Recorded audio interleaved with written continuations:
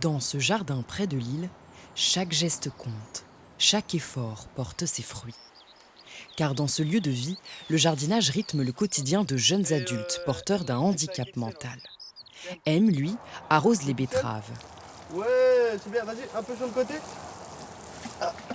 Et Quentin manie la paille avec minutie. L'idée, c'est de développer un peu leur autonomie par le travail au jardin. Et c'est un moment aussi pour nous de renouer un peu plus de liens aussi avec les compagnons. Ces compagnons, comme ils se font appeler, prennent leur autonomie grâce à la permaculture, loin des structures traditionnelles qui ne leur sont pas adaptées.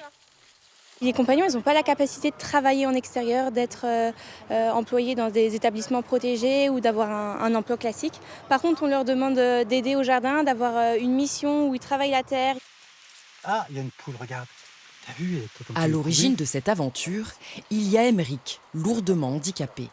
Face à l'absence de logement adapté pour leur fils, ses parents ont imaginé et bâti cette maison d'accueil pour adultes en situation de handicap. Vous vous êtes rendu compte qu'il n'y avait pas forcément d'espace pour Émeric en France? Exactement, un manque de place criante, un manque de lieu de vie pour toutes ces personnes porteuses de handicap mental.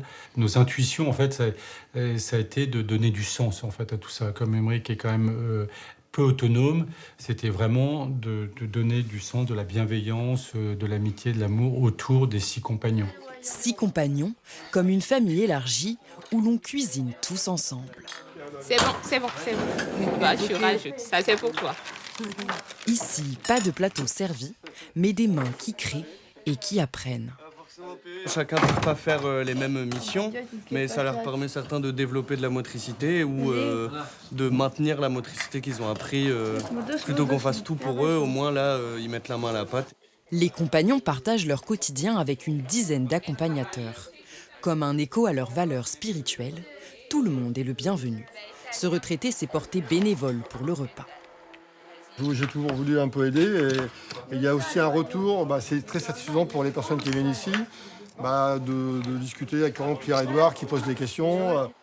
Quand sonne l'heure de la pause, chacun profite d'un temps libre à sa manière. Oui, je peux écrire sur le tableau. Vas-y, crée. Écris tous les dates des dîners des familles. Les 8 dates des dîners des familles. Oui. Pierre-Édouard est une encyclopédie vivante du temps qui passe. Pierre-Édouard, c'est vrai qu'il communique beaucoup, par exemple, sur les dates, mais avec les compagnons, c'est pas forcément évident d'avoir une conversation sur des dates. Donc, par exemple, avec Quentin, ils vont beaucoup jouer ensemble. Coucou. Bertie, elle, a besoin d'une routine pour se sentir bien avec les autres. Le matin, en fait, elle a besoin de savoir ce qu'on va faire. Donc, ouais, ça c'est quoi? Faire un tour vélo. Ouais, un tour en vélo. On va faire un tour vélo. Ici, les mots ne sont pas le seul moyen pour communiquer. Les regards complices, les gestes sont autant de façons de créer du lien. Tu veux qu'on danse? Ah oh, nani, nani, nani. Oh, Ouais. oh, pareil.